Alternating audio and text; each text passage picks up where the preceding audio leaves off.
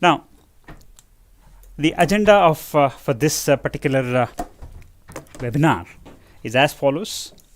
In fact, we would start with the significance of critical thinking, which is perhaps the buzzword in all engineering circles.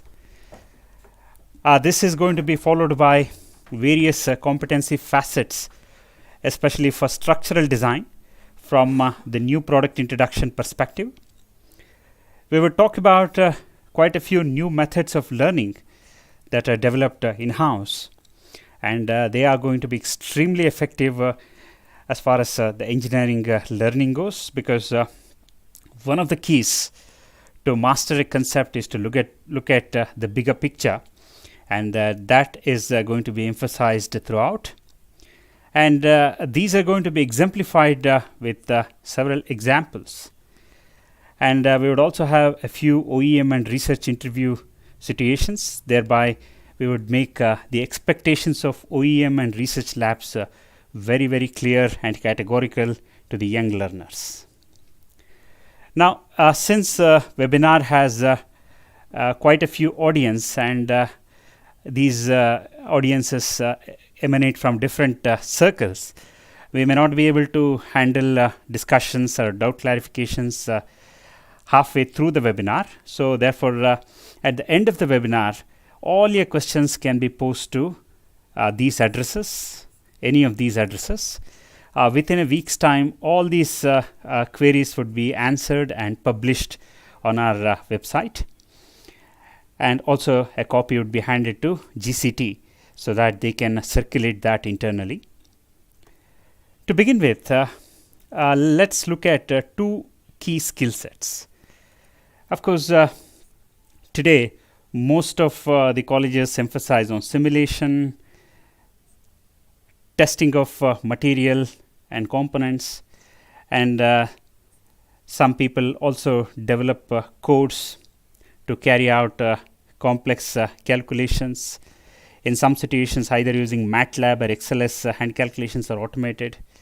Yes, these are just tools that are needed to verify engineering components. But what is very, very fundamental and indispensable is the ability to think critically, and then these are the components of critical thinking. When I talk about visualization, visualization is not just stipulated to spatial visualization. It is also abstract visualization. And if you are trying to visualize a mechanism, it becomes a mechanical visualization. All these three types of visualizations become very, very important. And feel for numbers. This is perhaps one of the most important skills an engineer must possess. Be it a stress number, be it a natural frequency, be it a force number, we would appreciate why this is very, very important. And then judgment, that is, whether a particular mechanism would fail a particular component, is very, very important. And thereby, you can quantify that mechanism and then assess the failure. And once you have all these qualities, organic traits, then you become an effective problem solver. Today, in engineering, problem solving is very, very important.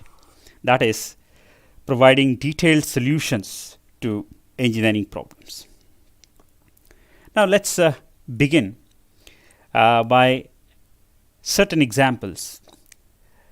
See, one of the best practices of learning simulation or experiments is first carry out the experiment, carry out the simulation, then come back to the physics discussion. That gives you better insight. And perhaps the same philosophy we would attempt to implement here. What we would do is we would first look at certain case studies, certain examples, and then come back and summarize the methods of learning that would give you better reinforcement. As an example, let's look at the gravity load. I'm in layman's terms essentially talking about weight. Now, gravity load is generally deemed upon as a dead load, but we would demonstrate that in many cases it can also cause fatigue, and in some cases it can also lead to secondary critical speed. And these are the consequences of any load, for that matter gravity load in this particular example. It can bring about structural failure. When I mean structural failure, it could be buckling, it could be excessive deflection, and when I talk about strength failure, it can be overload failure, it can be fatigue failure. So when it comes to gravity load, it also can affect weight margins, and you know that every gram of weight added, it actually comes with a penalization, that is specific fuel consumption in fact goes up. And one of the best practices is whenever you are dealing with a particular topic, add some interesting engineering notes so that you are augmenting the memory of the listener. What I have added here is, when you optimize a structure, that is, when you optimize it for weight, when you make it as flexible as possible, what are the fallouts, are the negative consequences? The structure becomes extremely flexible. Okay, any flexible structure will have a large number of degrees of freedom. That means it would have large number of frequencies. And once it has large number of natural frequencies, it becomes a challenge to actually establish the operating zone, because even in operating zone, you are likely to have resonances. That is, I am essentially talking about vibration loading. So therefore, we in fact took up the topic of gravity. We said what could be the consequences of gravity loading, and also I said that one of the best practices is to add some interesting engineering notes, so that that can create the spirit of inquiry and the spirit of learning in the young learner. Moving on, now let's look at these four questions, because since our focus is on stress, vibration, fatigue, let's ask these four questions. Does gravity cause stress? Yes, indeed. Sometimes if the weight is too large, there can be buckling because of the self weight. This is interesting. Does gravity affect the natural frequency? Yes, indeed, we would demonstrate that. And finally, does it cause fatigue? So these are the four questions that are perfectly relevant to the focus, the primary focus of this presentation: stress, vibration, fatigue. Now, let's consider a prismatic bar that is hung from the ceiling, as you can see in the figure. And if I take a particular section, which I have marked here, the weight behind that particular section is contributing to the stress, and that weight is simple to calculate, because mg is the total weight. Weight per unit length is mg by L, and if I multiply the length of the section, length of the bar that is beyond the section, which is L minus x, I get the weight. And if I divide that by the cross-sectional area, since it's a prismatic bar, the area is constant throughout, I get my stress. And you can see that the stress varies linearly, and it is maximum at the point of fixity, that is at this particular point, and it drops down to 0 at the end, free end. In order to augment the memorization, we can also compare this with one more inertial load, that is centrifugal loading. Here what happens is a prismatic bar is being spun about an axis which is perpendicular to the plane of the presentation or the screen, and then we try and evaluate the centrifugal load. What is interesting here is the centrifugal stress or centrifugal load. It varies non-linearly across, because it is not proportional to x, rather it is proportional to the second power of x. But again, it can be deduced using the algebraic method. What we have essentially done is we have calculated the mass behind the section.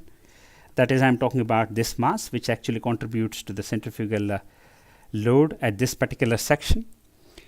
And then we have computed the center of mass of this particular section, because the section begins at a distance x and ends at a distance L. So the center of mass would obviously be x plus L by 2. So we know the center of mass, we know the total mass, we know angular velocity omega square. So m omega square into center of mass distance would give us the centrifugal load, and divided by the area of cross section would give us the centrifugal stress. And one of the similarities between the two is that at the point of fixity, both lead to a maximum stress. Now let's raise the bar and look at a slightly more complicated situation. These were very elementary situations, and if you have prepared for JEE at +1, +2 level itself, you would have tackled these situations. Now I am talking about a phenomenon called stress stiffening, which is very important in several situations. And here I have considered a very slender vertical beam.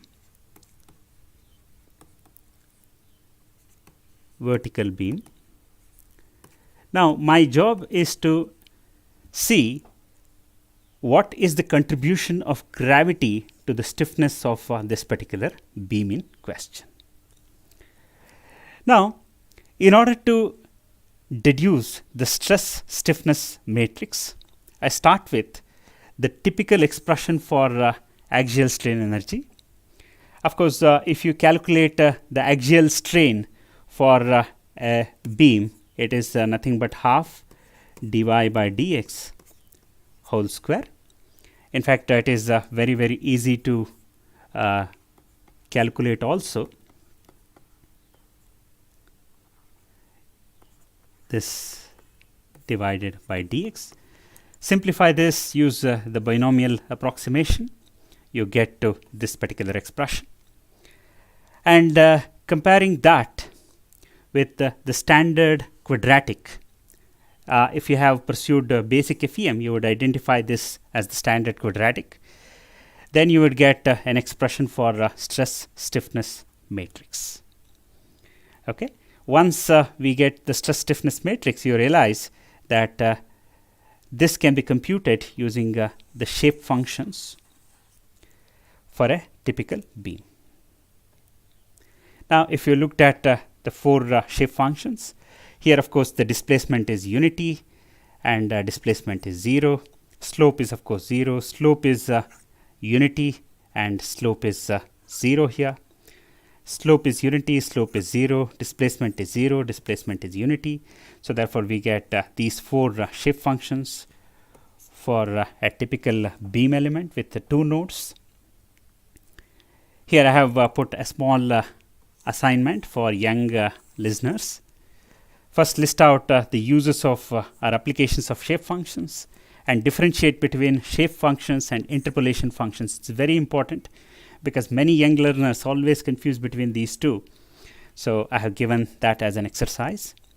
And once we substitute these shape functions in the integral that we derived, and then deduce the stiffness matrix due to gravity, this is what exactly we are going to get. Here you see mg is the weight that is supported at the end of the vertical beam. So this is the stiffness matrix that we get.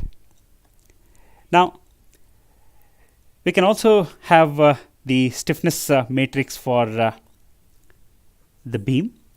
Of course, whatever stiffness matrix that you have is for the horizontal beam. Generally it is formulated for a horizontal beam, and then it has to be transformed about the vertical axis. That is, I am talking about the coordinate transformation. And in the process, I would get two matrices. One stiffness matrix that is due to gravity, the other due to elasticity. I am not going into derivations in detail because these are available in several literature. So result interpretation, scope for critical thinking, generalization, that would be the focus of the presentation. As an young learner, observation is very important.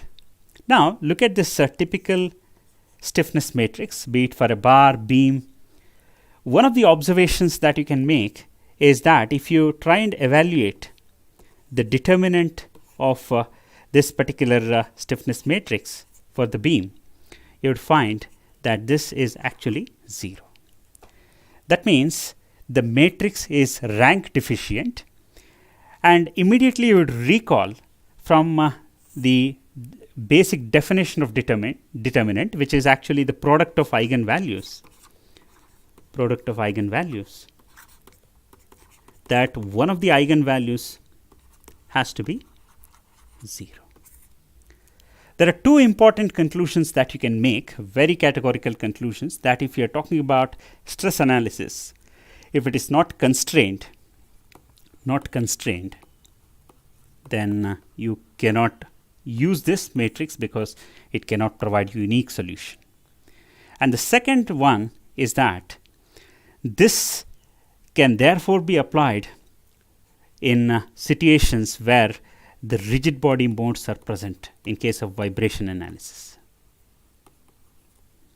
Now let's see some practical examples.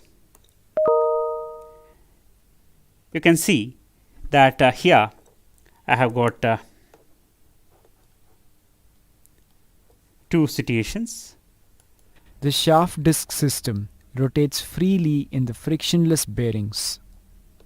Many such unconstrained systems have both rigid body modes and natural frequencies. Now, this is one example where there are no constraints, it is rotating freely. And there is another example where the three masses are joined and there is no constraint. And I have written the basic equation of motion for this particular system. And if you extract eigenvalues, you see, and eigenvalues and eigenvectors, one of the eigenvalues is 0 and other eigenvalues do exist. That means there are two frequencies, root 3 and 1, and one of the eigenvalues is 0 and the corresponding eigenvector, which is the mode shape, has 1, 1, 1, that is, there is no relative displacement of each of the mass, and therefore you can safely conclude that there is a rigid body mode. So therefore, observations for an young learner are very, very important. We just started with the beam matrix. I can go on and on. There are several observations to make, but I have just exemplified two observations. Now, similarly, since the beam stiffness matrix is formulated for horizontal position and we seek the same for vertical beam, we had to go for what is known as orthogonal coordinate transformation, and this is the coordination transformation matrix. And one of the things that an young engineer can do is, what are all the areas where apart from FEM the concept of transformation is used. In fact, if you are pursuing your MTech and if you happen to study dynamics, you would study a concept called Euler angles, which helps you arrive at a generalized representation or generalized orientation of a rigid body with the three tandem rotations. In fact, that concept is also based on coordinate transformation. You can also use for robotics, where you're talking about inverse kinematics. You can also use that in stress. You can also use that to transform inertia tensors.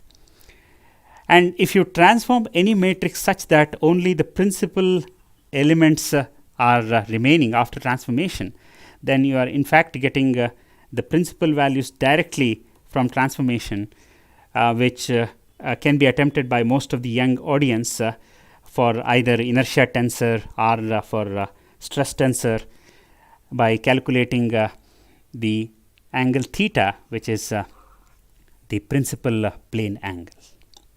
So let's move on. Since we got a combined stiffness matrix, here we are not just talking about the elastic stiffness, that is the first term, and also you are having a term that is due to gravity. This is a combined stiffness matrix. both due to elasticity and gravity. Of course, here the beam is fixed, so therefore only 2 degrees of freedom, and therefore this happens to be the order of stiffness matrix, that is 2 by 2. And if you look at the first term, you would see that when mg is greater than 10 EI by L square, you would see that the gravity in fact dominates the elasticity. A very good observation, right? Gravity in fact dominates elasticity. Say, this did not take any great mathematics, basic stress stiffness matrix, and then the basic stiffness matrix of a beam, and some transformations which you learn even at +2 level, and then we arrived at, and we indeed show that gravity does affect the natural frequency. And you can in fact look at one more important observation. What is 12 EI by L cube? Of course, this is the stiffness for pure displacement at the end of cantilever for a unit load. The slope is 0, but physically, how would you justify that? If you have a disk of infinite inertia, the disk cannot have any angular motions. It has to have only the translatory motion, and therefore using this you can also have the natural frequency of such a system could be L cube by EM. One more observation. Okay, so moving on, what did we learn so far? We did appreciate that gravity causes stress. What are the pitfalls of making a structure very, very flexible? It becomes very difficult for you to fix the vibration margin. The gravity can also cause the secondary critical speed, which of course we did not discuss. It's found in several vibration books. Gravity does alter the stiffness, especially for vertical shafts, and the phenomenon is called stress stiffening. We are going to generalize that. We spoke about tensor transformation, which is a very, very powerful tool used in several applications. We also appreciated the fact that the determinant of a standard beam or a bar matrix is 0. That means you cannot use that for those cases of stress analysis where the constraints are not applied or poorly supported. And also we looked at the vibration analysis of unconstrained systems, how both the rigid bodies and natural frequencies exist. It could be a satellite, it could be an airplane floating in the air. It does have rigid body modes as well as the natural frequencies. So now, having done all these concepts, it becomes very, very important for us to document these. As a student, I would make my notes that what are the pitfalls, what are the significant insights, how to instigate or kindle your own mind as a teacher, young minds, to investigate every bit, every facet of the learning that you are giving the kid, and also what are the best practices. So this is how the engineering learning must proceed. And what is important is we must always adopt the crawl, walk and run approach. That is very, very important. For example, BTech means minimal mathematics, MTech means more mathematics, PhD should be most mathematical. But of course, unfortunately today, many of them are doing PhDs based on simulation tools, which is not acceptable, because that does not build any engineering learning in the candidate at all. As an example, I have cited circular pressure vessels and elliptical pressure vessels. We'll look at it. What is the difference between the two? How structurally elliptical pressure vessels have to be designed. In fact, fiber reinforced composites happens to be the best choice for designing elliptical pressure vessels. You can also have generalized shape pressure vessels, which is very, very important. So what do you actually understand? You understand that generalization is the way forward. As you generalize more and more, your learning also becomes more and more. For example, in +2, you learn the mass moment of inertia of a sphere or some component. In engineering, what happens? You learn to put up the inertia tensor, and then when you apply that to a satellite where there are too many moving parts, it becomes a nonlinear problem because your mass center and mass distribution keeps on changing. See, from a basic mass moment of inertia formula to a tensor to a completely generalized situation of a satellite with flexible parts is what is actually helping you graduate in your learning. Now, since we did learn stress stiffening, let me exemplify a generalization. When I talk about excuse me, stress stiffening, I can apply it to typical blades of a gas turbine. Here I have shown various modes that are possible. You can see when I say 1 CB, it is actually the carved mode, and this is the flap mode, this is the torsional mode. When I say flap mode, this is what exactly the cantilever flap mode.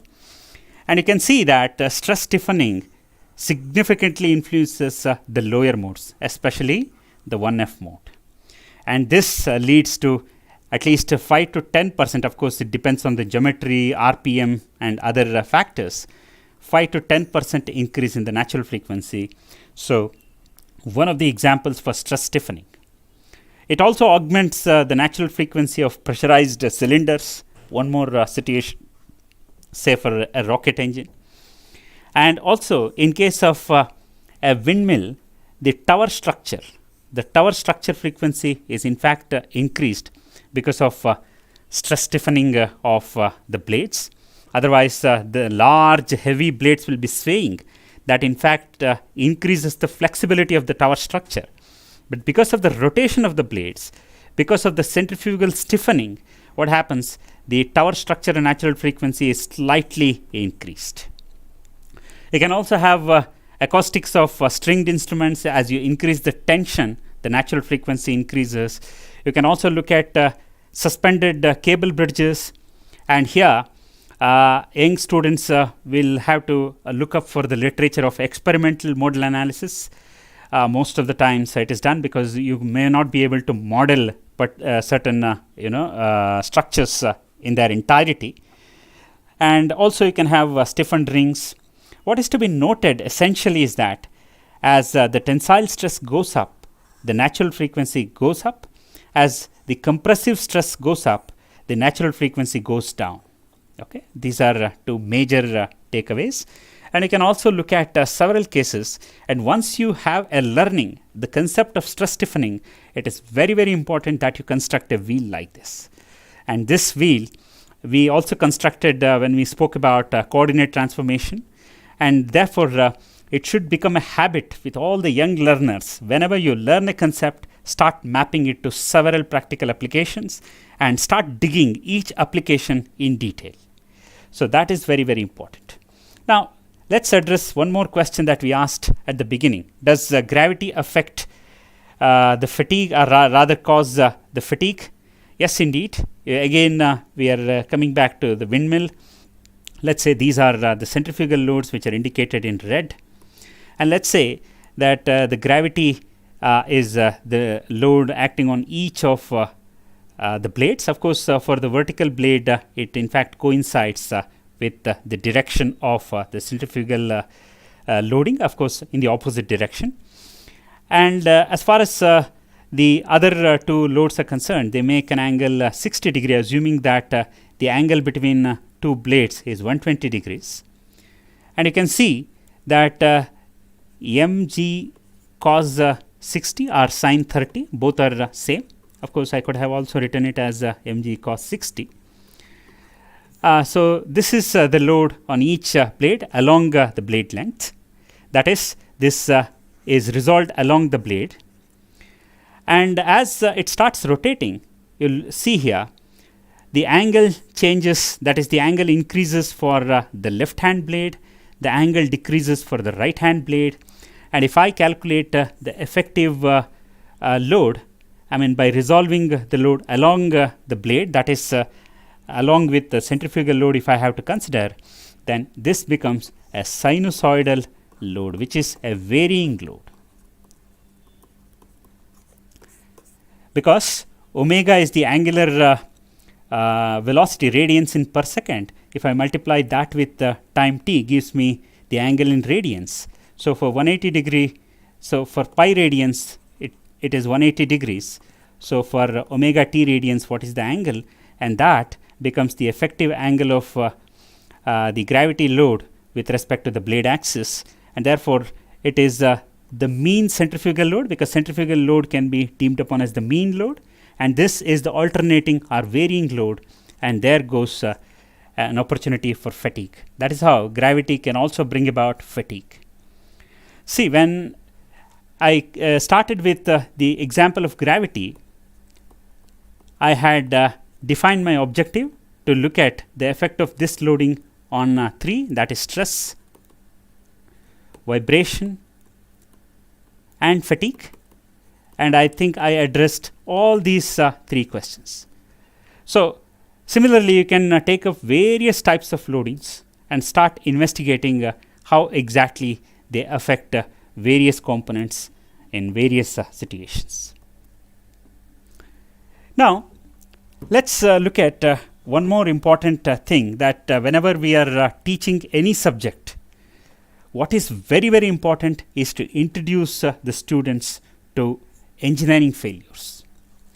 Engineering failure, when I say, most of us think only the breakage, overheating, fatigue, fracture, only those things. But it can be a very, very comprehensive term. That means it can encompass too many types of failures. Strength failure is something that is very obvious. Structural failure, buckling or over deflection. Surface failure, corrosion is a very, very important failure. And coating today still is a research subject. Okay, coating can be against basic corrosion. It can be against sulfidation, a complex corrosion. Of course, corrosion is an electrochemical phenomenon. And how does sulfidation happens in gas turbine plates? It is because of the sulfur which is derived from the fuel. Okay, that's a very important failure mode. And NVH, if you cannot use methods to reduce noise and reduce friction, reduce vibration, harshness, then again you are inviting a failure. And when young students can investigate how in car air induction system, what technology is used to bring down noise and improve efficiency of air induction. Heat treatment is one of the areas that is very, very challenging. Even today, people have issues with the plasma nitriding, carburization. If you are from an industry, you would appreciate that. And it is very, very important, especially for gears. If you are carburizing, one of the problems is left austenite. And how do you actually control this? You can deep freeze and reduce the left austenite, because the austenite is very soft, and if the gears have very high contact stresses, that can lead to pitting. You can also have corrosion when the part may not corrode at high temperature, but it does when it is subjected to thermal cycling. And there is one more corrosion phenomenon which is called stress corrosion, which occurs when there is presence of tensile or repeated stress, static tensile or repeated stress, and that happens when the component has maximum hardness. You can investigate corrosion itself, and in fact come out with a presentation in your school, because it has so many facets, and even today industry has several problems to address. And of course manufacture, it is not just about maintaining geometric and dimensional tolerances, the hardness, the surface finish, that is surface integrity essentially I am talking about. There are so many other challenges of cost reduction, decreasing the cycle time, that is lead time, and reliability, that is consistency of dimensions, which in fact directly related to the performance of the product. And today we are talking about manufacture for assembly. So therefore it becomes all the more complex. In assembly, there can be several trickier situations. I'm not talking just about ergonomics. Sometimes if you do not take care of geometric tolerances properly, some of the parts may get directly rejected. We'll look at one example. And as far as the performance failures are concerned, it can be a very, very simple example of a seal, air seal, which functions very well during the operation and may fail during extreme points in the operation. There can be failure of ergonomics. There can be reliability issues. So therefore, failure, when I say it, is not just breaking or fatigue or fracture. It involves too many things, because today the material characterization is so very well done that we don't worry about strength failures at all. Rather, we worry about functional failures, which become more important than the strength failures.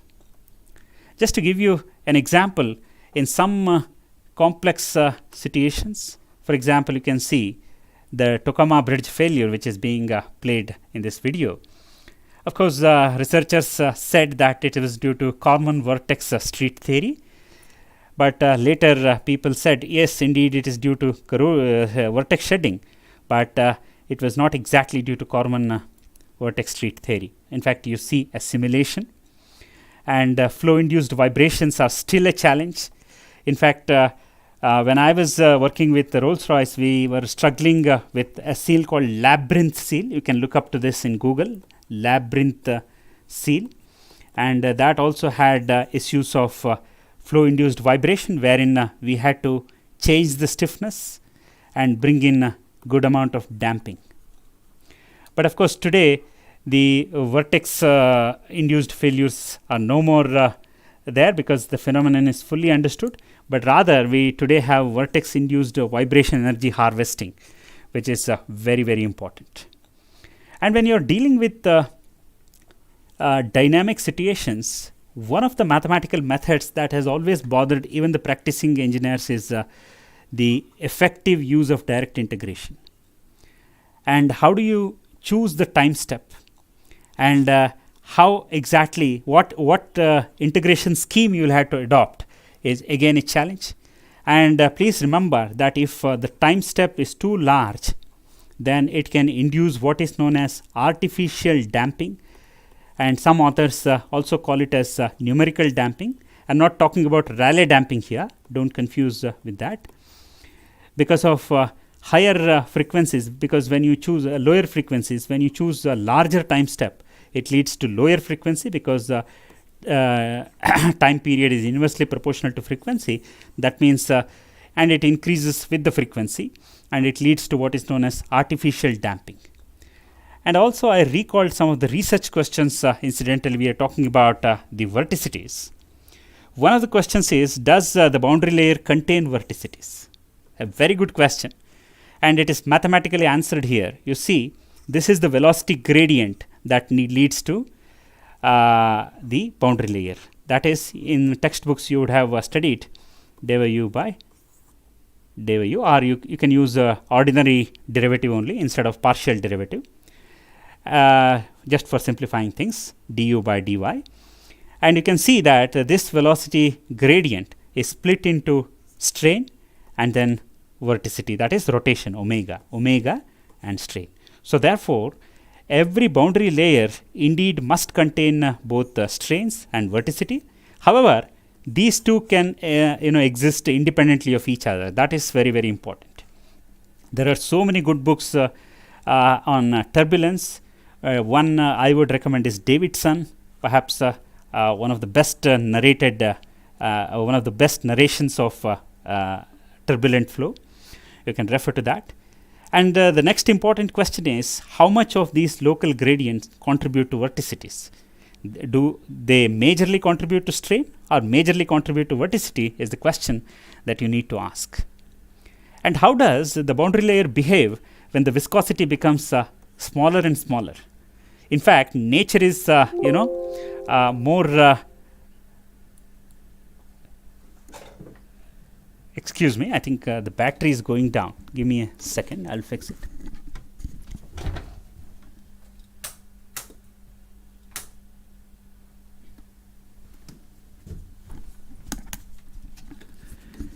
The nature is very, very intelligent. It's going to retaliate. As the viscosity decreases, it becomes thinner and thinner. You see here, when there is a sudden expansion of the flow, what happens is the energy lost is given by V1 minus V2 whole square. But we know that when there is a flow reattachment here, you can see the vorticities here, and the energy whatever that is lost is attributed only to viscosity. But the viscosity term is hidden here. How do you mine it out? How do you bring out the viscosity term? And that is very, very simple, because the inertia term must be equal to viscous term, which obviously has to happen here, because here the fluid is at rest. So these two forces must equate, and therefore the viscous term does not appear here. And you can also see that the boundary layer is very, very thin over here. That means as the viscosity reduces, the boundary layer becomes very, very intense, so that you are able to match the viscous force, because du by dy into viscosity is the viscous stress. You can see as one term goes down, the other term increases in its value, because as the boundary layer becomes very, very thin, the y becomes very, very small, and as a consequence it becomes very, very intense. So we can also look at one more very, very interesting failure, and you would be surprised, especially the young students. Of course, the practicing engineers and professors would be well aware of this famous phenomenon of what is known as surface tension lock.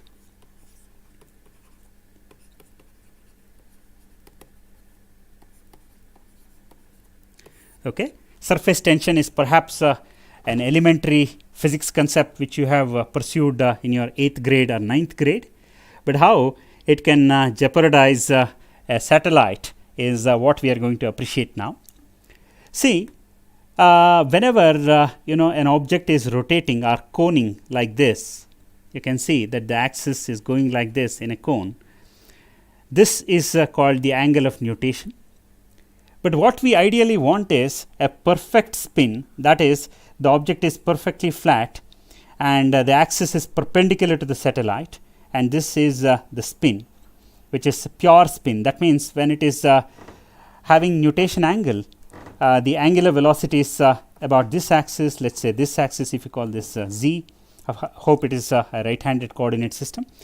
Then these two are not equal to 0, but here these are equal to 0 and there is pure spinning. So this nutation angle is actually damped either using the passive or the active damping. Here you see what typically done is, you can see in the video that a slug of viscous fluid is moving around in the tube, and because of the viscous losses, this actually reduces the energy of the system, and as a consequence it loses the nutation angle and moves towards perfect spin. Now if you look at this figure, both at this end as well as at this end, there is the surface tension forces because of the contact angle. That is, this is the direction of surface tension force and this is the direction of surface tension force, and the difference between these two, because surface tension is a force per unit length, so obviously it is 2 pi r, which is the circumference of the tube cross section, and that multiplied by the force of that is surface tension, that is Newton per meter. So you will get the total force multiplied by the contact angle. Generally mercury is used, whose contact angle is more than 90 degree, and if you calculate this gives the force at one end. Similarly, you can calculate the force at the other end, and if you take the difference of the two, you get a force of 5 millinewton.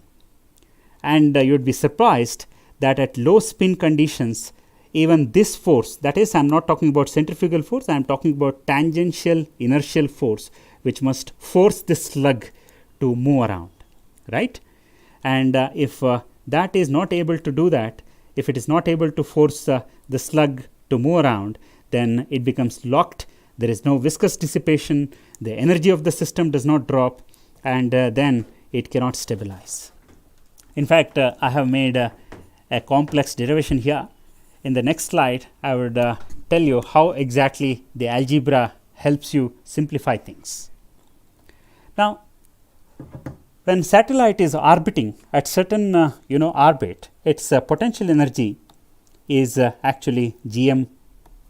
M is the mass of the satellite, capital M is the mass of the Earth. Of course, it is the negative potential energy because it is bound to the Earth, and then it also has kinetic energy, and this must move towards minimum. Of course, this is constant because the orbit is fixed, only the kinetic energy must be dissipated. When I say that all the external torques, especially when the orbit is less than 400 kilometers, we are talking about low Earth orbit, the aerodynamic force torque is appreciable. You also have solar radiation pressure, because this is derived using considering the momentum of the photons, which are the energy carriers for electromagnetic wave. And also, if something is asymmetric, that is, one part of the satellite is experiencing higher gravitational pull, the other part is not, you also have gravity gradient torque, you also have magnetic torque because of the Earth's magnetic field. So, once all these torques are balanced, you have constant momentum, because the rate of change of angular momentum is the torque exerted, right? When the momentum is kept constant, when there is no torque, the momentum is kept constant, and energy is given by momentum by 2I, because we know that energy is half I omega square, and if I multiply and divide by I get momentum divided by the mass moment of inertia. This is what we call algebraic physics, and you can see that if the momentum is constant, only about I max your energy is minimum. That means you have only one axis of stability for the satellite, let us say communication satellite, where you have lot of parts which are having relative motion, flexible parts losing energy, and energy is going towards the minimum, and then you actually have only one axis of stability, that is the axis of maximum mass moment of inertia. So, we looked at two cases. One was a very, very simple case. One was, of course, the vortex induced failure.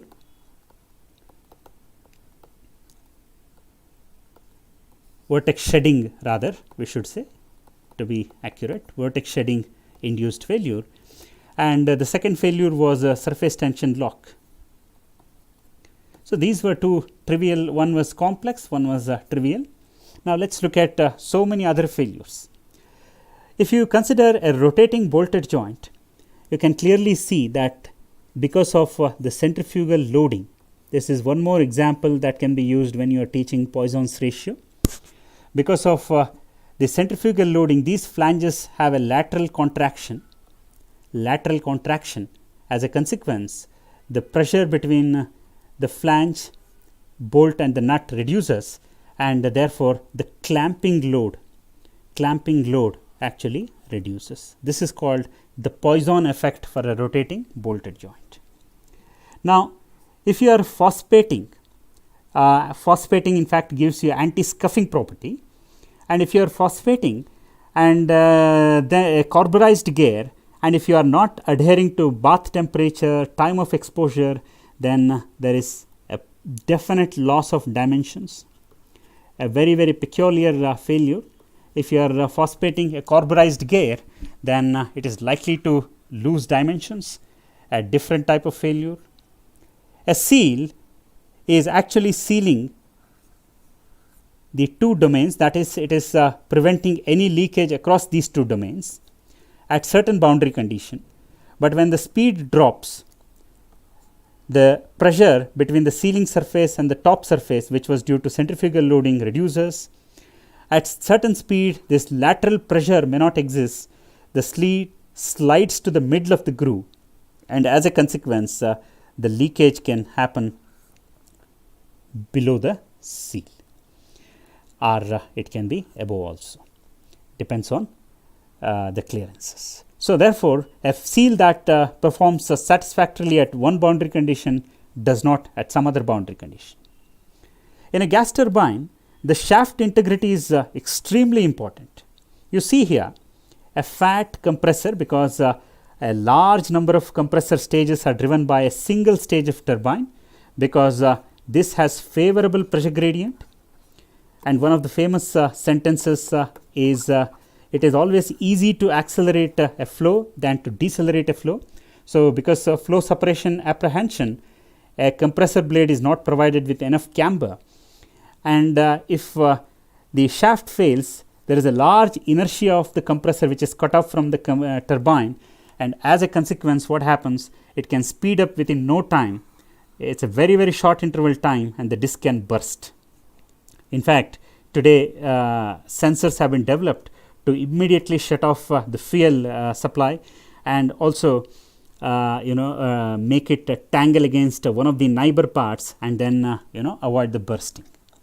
And look at one more peculiar situation where we are talking about a sandwich structure.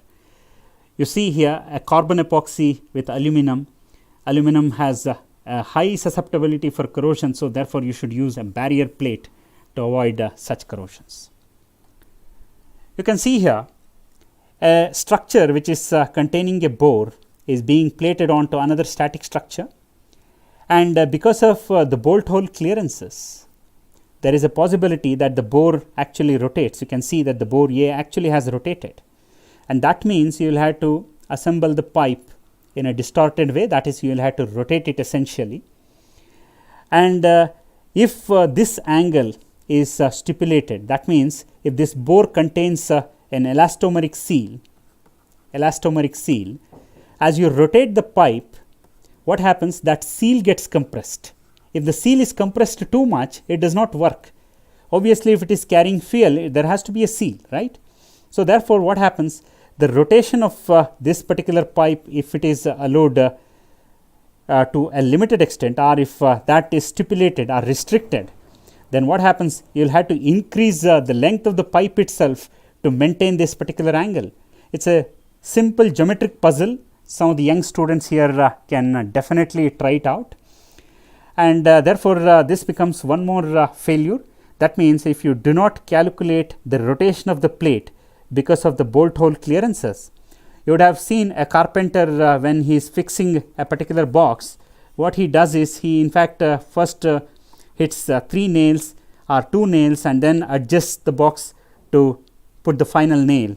So, that is what exactly the situation here is, but then the pipe length is so critical. If you have ordered a pipe of this length and if that does not assemble, then the entire batch has to be rejected. That is very, very important. Now, you can see that we are talking about a gyroscopic couple. That means, if an aircraft is actually moving in a particular direction and has either a turbine or a compressor disc, let us say, is having constant momentum because it is spinning.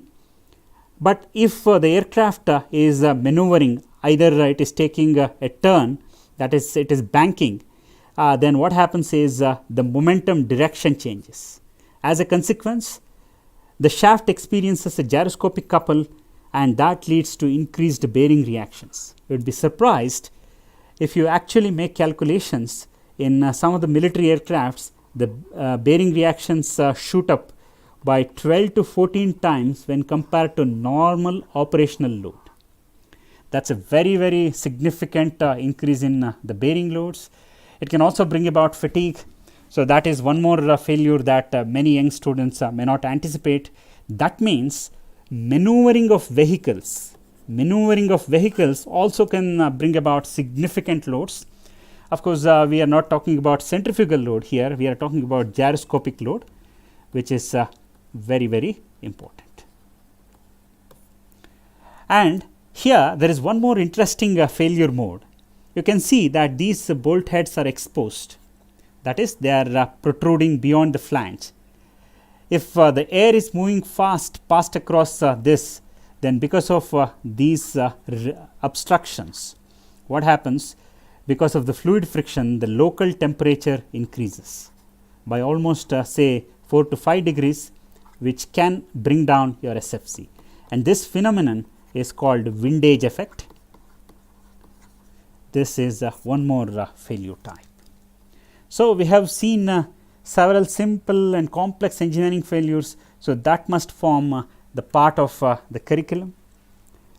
So, when it comes to the facets of structural design for new product introduction, what is very important is material mechanics, rigid body mechanics, engineering materials, vibration analysis, lifing method and best practices, but all these things have to be taught from a product perspective. For example, we talk about hoop and radial stresses in a pressure cylinder. One of the questions that you can pose once you complete this particular chapter, what should be the alignment of crack for a pressure cylinder, whether it should be the longitudinal or it should be along the hoop direction. This is a simple question that is derived from the design of fuselage. Fuselage is a pressurized cylinder. You can see that the hoop stress for a pressure cylinder is almost twice that of the longitudinal stress, and crack always propagates normal to the stress. This is your hoop stress, and this is your longitudinal stress that is perpendicular to this. Now, you can see that the hoop stress is almost twice that of the longitudinal stress. So, this orientation of the crack becomes very critical. But this may be an easy question to answer. The following questions must be: how do you design the stiffness to arrest these cracks? Then you go back to the fuselage design and then find out what are the best practices, what types of stiffness are used. They also use crack arresting patches. So, all those things have to be investigated. And we also have to look at the engineering best practices, because one of the things I have been able to impress upon is failure is a very comprehensive term. I hope you guys agree. And since failure is a very comprehensive term, how do you actually anticipate and capture these failure mechanisms? And one of the practices that many industries follow is the risk management. Even when you are doing your engineering project, carry out a typical risk assessment so that you are able to capture every possible failure mode even before the project is executed. And there are several best practices when you are doing risk, and that again must be given very important significance. Now, one of the other best practices is to the best usage of some of the techniques. Say for example, I am talking about a Campbell diagram to spot potential resonances. We will have a small discussion on this also. And all these things have to be emphasized. Like if you are dealing with vibration, this is the best practice. If you are dealing with stress, it can be the usage of SN diagram, usage of Goodman diagram, what stress measure to use, how to interpret it. These could be the best practices. And then when it comes to design standards, it is very important. If I am producing a gear or a bearing, what DIN or ISO standard I must refer to? Because there can be several parameters. For example, the profile error of a gear, how should I stipulate? The lead error, the pitch error, how would I stipulate? What standards I must conform to?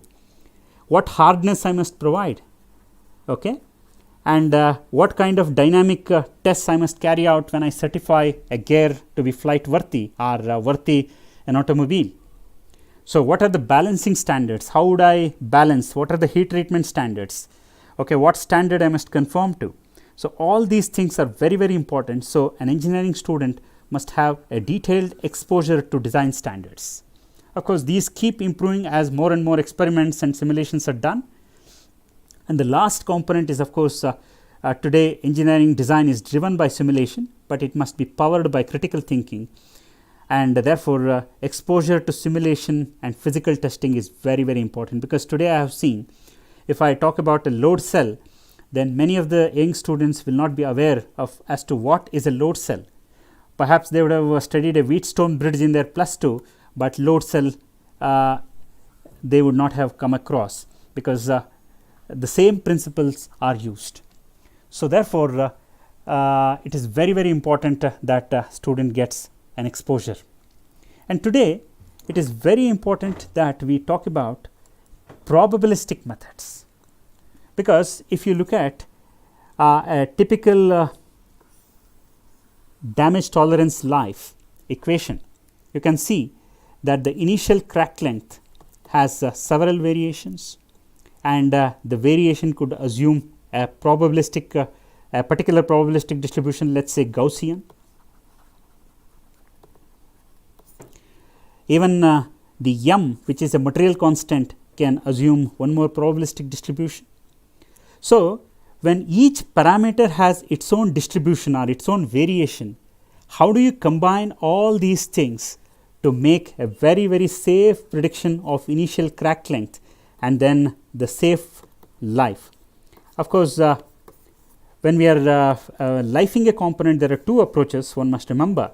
That is safe life, which is the fatigue crack initiation from a very, very small flaw to a detectable, that is of course depends on the NDT technique, generally 0.75 mm of length, that is safe life. And fail safe is nothing but the damage tolerant period, that is crack propagation period. And we can find out fail safe life, and that is where the probabilistic characterization becomes very, very important. Let us move on. Now, in several cases, what happens is multiphysics comes into picture. Look at this particular animation. You can see that because of the running clearance variation, there are tangential force variations on both top and bottom of a typical turbine blade, and as a consequence, it leads to what is known as whirling of the turbine shaft, which is a rotor dynamic phenomenon, but that is brought about by fluid structure interaction, rather non-uniform clearance. Thomas Alfred forces also we call that. And here we need a sensitivity analysis, that is by what percentage of change in tip clearance, what is the percentage change in the tangential force. Okay? That can become a sensitivity analysis that is very, very important. So before we move on, I give a very, very simple challenge to the engineering students who are watching. You can write to us and win a prize, a very, very attractive prize on this. This says that there is a rotating wheel, and that is preceded by a static plate with a circular hole pattern. That is, if you look at the side view, you can see that several holes are there.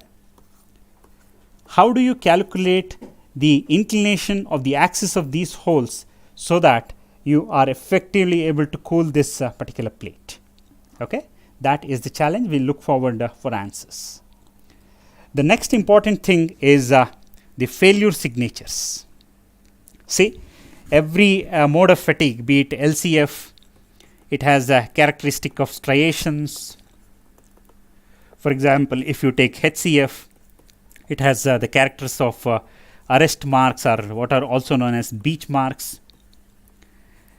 And if the failure plane is absolutely perpendicular to the axis, in case of a ductile fracture, this is because of the torsional overload, and this is very simple to explain because the maximum shear stress always occurs at 45 degree to maximum principal stress, right? And there is in fact a McGraw-Hill's failure signature dictionary itself, which the colleges can buy, and especially with elements like single crystal being introduced, the failure modes are very, very difficult to identify. So therefore it is very, very important. And I was talking about striations. In fact, you can see in this picture that this is a low cycle fatigue failure, and whatever dark and white bands that you see, these are actually the striations.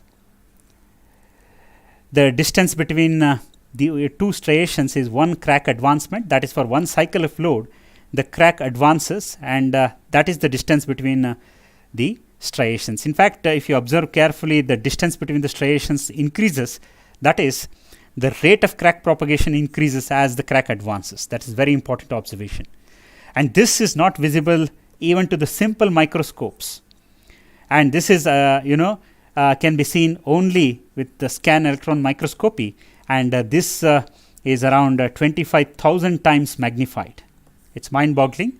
If you magnify it 25,000 times, you can see these fatigue striations. These are beach marks with the basic hand held lens. You can in fact look at these beach marks, and this is typical of HCF. And as academicians, we must think of one important thing.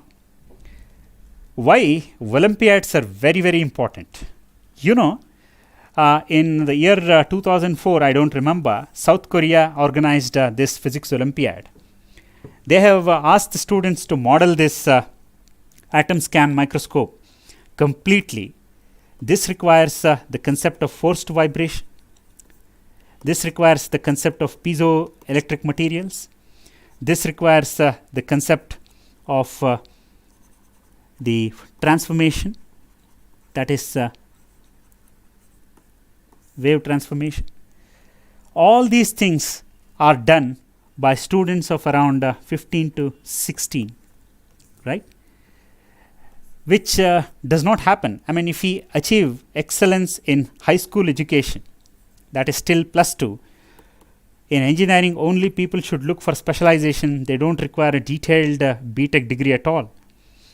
And this is where I think most of us are failing our academic system, because our high school education is not really made strong, except some kids who are gifted, who get into IIT. Of course, some kids also get in with a lot of rigorous practice. Let's move on, and this is a typical risk sheet which I was talking about, and here the risk categorization is very important: high, medium or low. And how do you word the risk? How do you word the risk? What is the cause? What it leads to? And what is the impact? These three become very, very important. I think the teachers must focus on these when you're talking about risk. Now, I was talking about the Campbell diagram. Here, a Campbell diagram is nothing but frequency versus the speed. Of course, you can represent either in radians per second, revolutions per minute, or radians per minute, depending on the scale that you require. And the frequency can remain unaffected, or it can decrease because of the temperature. It can increase because of the stress stiffening or gyroscopic stiffening. It can decrease because of the gyro softening. That's what you see here. This is the forward whirl, gyro stiffening, and this is the backward whirl, that is gyro softening. Okay, because gyroscopic effect can in fact split a particular natural frequency into stiffening and softening. You can also have spin softening, spin stiffening. There can be a lot of factors that can affect the natural frequency. Now, whenever the natural frequency coincides with an excitation agency, here I have plotted two excitation agencies. One is the torsional excitation agency of a 6-cylinder engine, and the second one is unbalance. Unbalance is very simple to explain. That means if I have a disc mounted on a shaft with two simple bearings. Of course, I have exaggerated the unbalance here. It cannot be so much. When it is spinning, what happens? Force in a particular plane, which is causing vibration, varies from maximum to minimum. You can see that if I started with the vertical plane, let's say that it is 0, and then as we move, the force unbalance experiences maximum value, then it comes to minimum and then goes to 0, and the other plane is cosinusoidal, and this is sinusoidal. and in every revolution the shaft is excited by n by 60, that is n is the speed in rpm, 60 is nothing but the n by 60 is number of revolutions per second. If this is the number of revolutions per second, so many times the shaft is excited, and this is called the first engine order. This is called the first engine order, because the shaft is excited n by 60 times, that is the coefficient of capital N is 1, that is why it is called the first engine order. And here it is the third engine order that is present, because you can see that in 360 degrees you can three sine waves, but whereas in this picture you can see only one sine wave in one revolution. So here you can see three sinusoidal waves in almost, of course here the sinusoidal wave is highly distorted because of the presence of other harmonics, but roughly you can say that three waves are present in 360 degree, and therefore what happens is it becomes a third engine order, and here it's a first engine order, and that can be represented on the Campbell diagram by the slope. When I say the first engine order, the slope is tan inverse of 1 by 60, and when I say third engine order, the slope of the line passing through the origin, this is the excitation order, tan inverse of 3 by 60. And also what is to be noted is that mere coincidence of frequency and excitation agency does not mean resonance. Two conditions, two criteria have to be satisfied. What are those? One is the shape of the forcing function. Forcing function must be same as that of the mode of vibration. That is, if I take a circular ring, if it is vibrating in certain diametral mode, and if my pressure variation is something else, it cannot add energy to this ring, right? And the second criterion is the damping available must be seen, because this is the factor that limits the amplitude. If zeta, the damping ratio, if it is more, then the amplitude of response is reduced. If it is less, it actually increases. And you can see in this diagram that the torsional natural frequency is not influenced by the speed. Whatever gyroscopic effect or centrifugal stiffening or softening we were talking about, that is only for flexural natural frequency. For torsional natural frequency, this effect is absent. Now, today we are talking about digital twin technology, because on a real product you can actually have say if you are talking about gas turbine, maximum of 10 to 15 sensors. So therefore you cannot make all the measurements. So an exact digital replica is created where you have virtual sensors, and based on physics models and mathematical or data based models, these virtual sensors learn and in fact measure the intermediate parameters, and this system can be used to alert failures. Even sometimes when the aircrafts are in air, because of digital twin technology, the pilots have been alerted to do an emergency landing because a fault in the bearing or some other important component is spotted.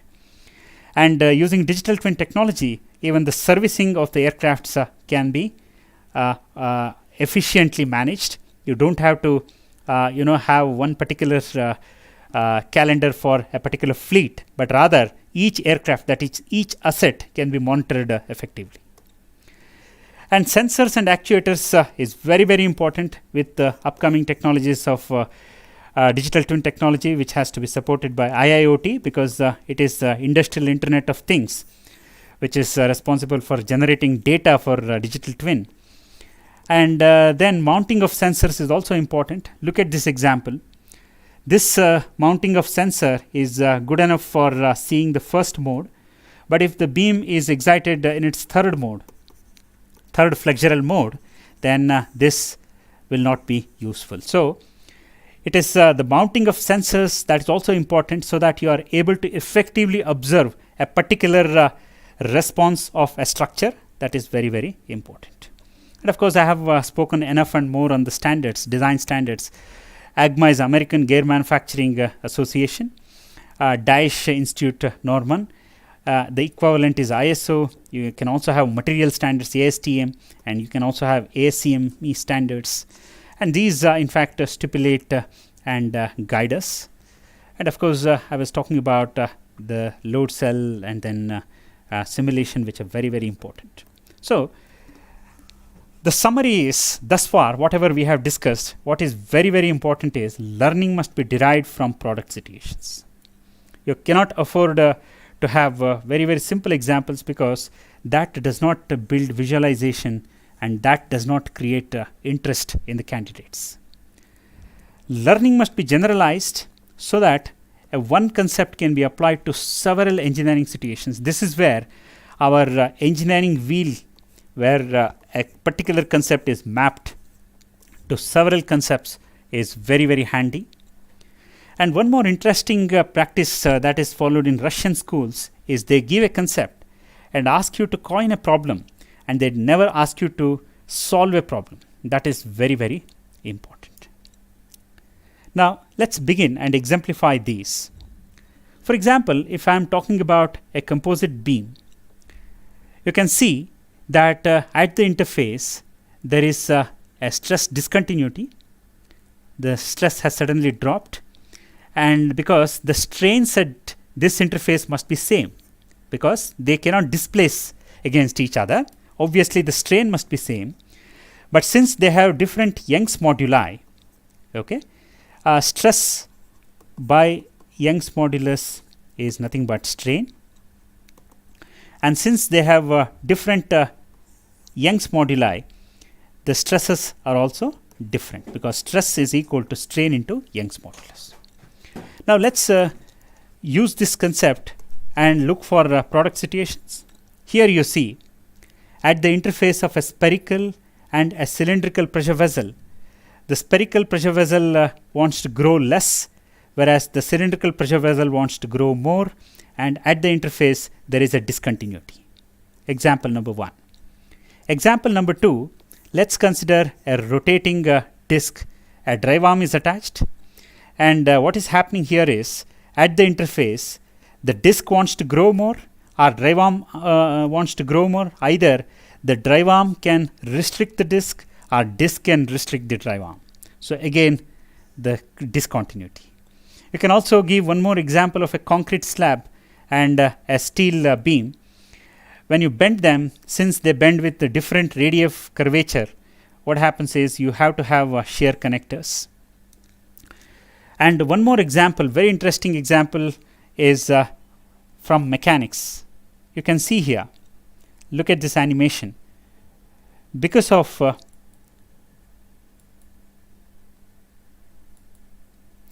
heavy mass which is placed here, what happens? This disc goes down, this disc goes up, and because of the self weight, this disc comes down, and as a consequence, what happens is this support has to be raised in order to bolt these two together.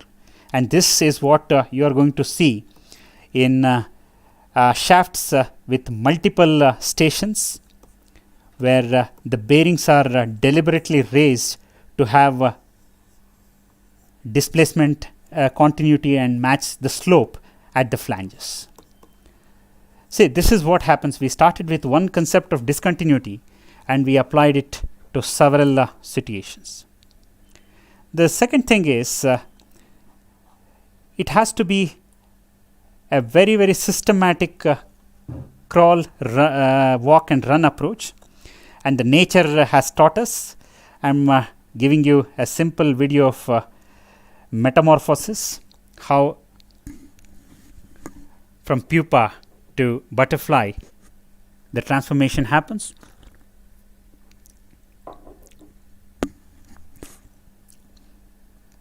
And this is what exactly must be followed. You must start with basic understanding of mass moment of inertia. Then you can use the the concept of tensors. You see here, I am seeking mass moment of inertia about the diagonal, and therefore these are the coordinate transformation matrices I am using, so that I end up getting the mass moment of inertia about diagonal, which could be the requirement in many complex components. You will have to find your mass moment of inertia about any given axis. But if you look at this particular example of a satellite, where there are too many moving parts, both mass distribution and center of mass keep varying, and as a consequence this becomes a non-linear case. So we are starting with a very simple example. We are increasing the understanding, and then finally going into a very generalized situation. Now, how do you coin problems?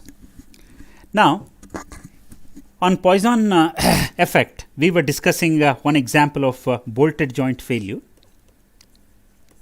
where we said that because of the centrifugal loading of the flanges, they in fact contract because of the Poisson effect, and because of that contraction, what happens? The clamping load got reduced. Can we form one more problem? You can see here that because of the pressure, what happens? The cylinder is growing radially. I am exaggerating here, and as a consequence, what happens? There is an axial contraction. You can see both the phenomena are absolutely identical. The Poisson effect is in play. There is a radial increase because of the centrifugal growth, but here the centrifugal growth is replaced by the pressure, that's all. And as a consequence, what happens? The bolts feel that extra load. So therefore, when you are considering the preload of these tie bolts, which are shown here, it is not just extension because of the end pressure acting on these two lids. It is also the Poisson effect that must be accounted for. So this kind of problems the students themselves must conceive. So that is very important. Now, problem solving and thinking out of box is very important. It's a very interesting case study. Listen to this very carefully. A pipe, you can see that it is vibrating very close to a static structure, right? Now, what happens? An young engineer is asked to find out whether this particular pipe would hit the static structure or not. So now you can start thinking how exactly to do. Some of the engineers would think that harmonic analysis is necessary to do this, but I would say a basic static analysis of a beam which you learn is enough. Now, you deflect the beam. You know the static or equilibrium clearance between the pipe and the static structure, and that is where you model this. This is the static or equilibrium clearance. Once you deflect the beam with the load, what happens? If it develops plasticity, if the beam develops plasticity, then you can be rest assured that the beam has no more energy to hit the static structure. But if the beam does not develop any plasticity whatsoever, even when you deflect it through a distance which is the equilibrium separation between the beam and the static structure, then it is bound to hit the static structure and fail. So one more tool that is very important is distributions. Here I have used Weibull distributions, which are commonly used to represent failures. One of the distributions indicates manufacture failure, and one of the distribution indicates strength failure. Today, since we are in the era of data analytics, distributions become very important. And also, when you are observing the fatigue curves, it is very important. One of the representations earlier was max stress versus cycles, but here in today's textbooks, you can see that this convention is not followed, but rather alternate stress versus number of cycles is followed. that should not confuse you, because as the R ratio goes up, what happens? The SN curve comes down. So as R ratio is -1, it is at the top, but as R ratio is +1, it is at the bottom. It is like saying as the waistline goes up, the lifeline comes down. Okay, but here it is the other way around, because the effective alternate stress, when you are representing it maximum stress versus cycles, it is R ratio 0 comes first and R ratio -1 comes second.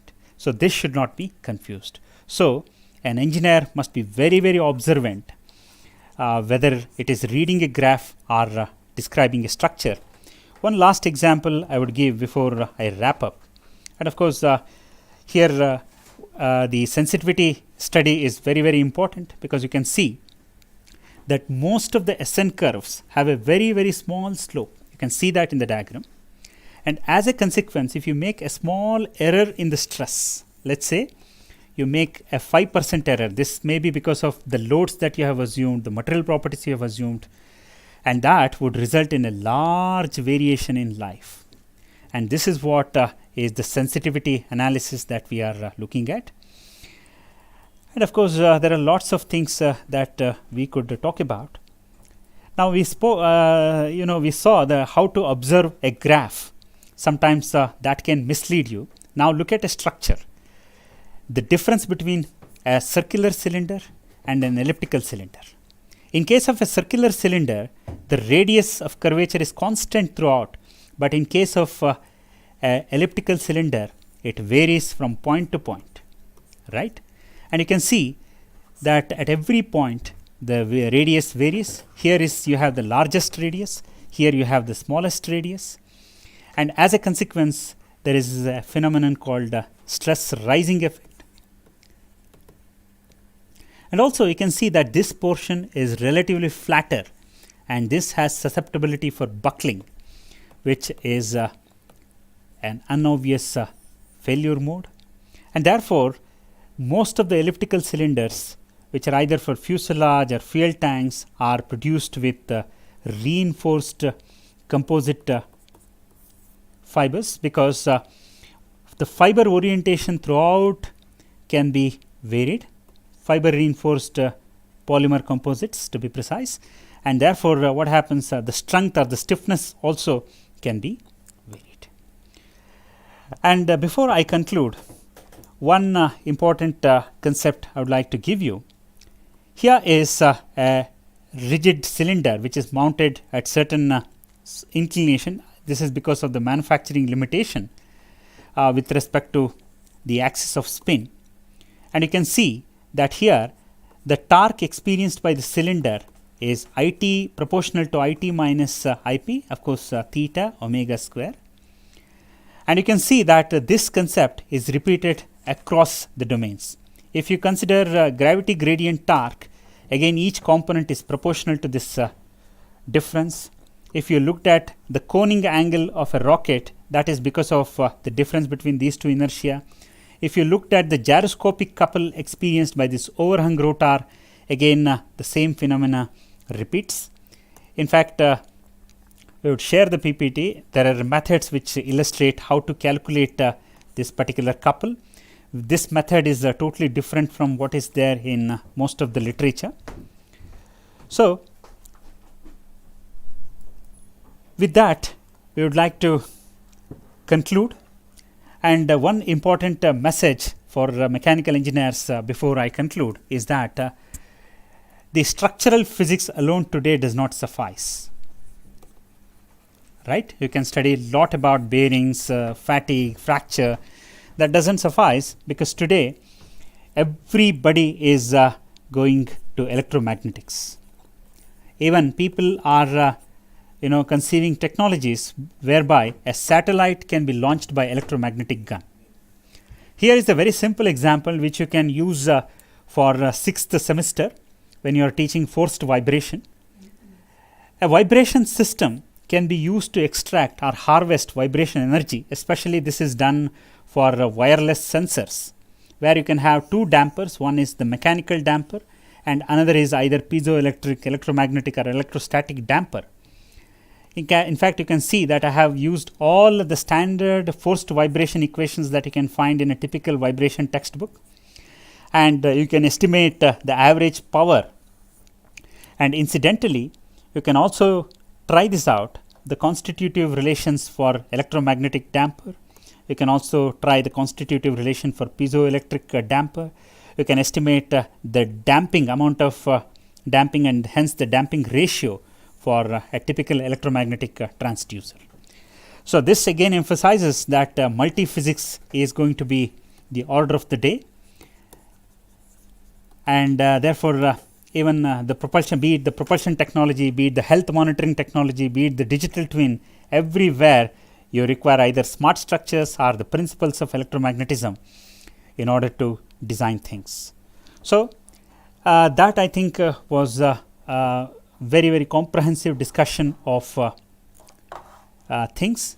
Now once again, I would like to come back to my slide where I emphasize that thinking hard is indeed is hard work, and only few can do that. And this thinking in young minds can be developed by these principles. These are very, very important.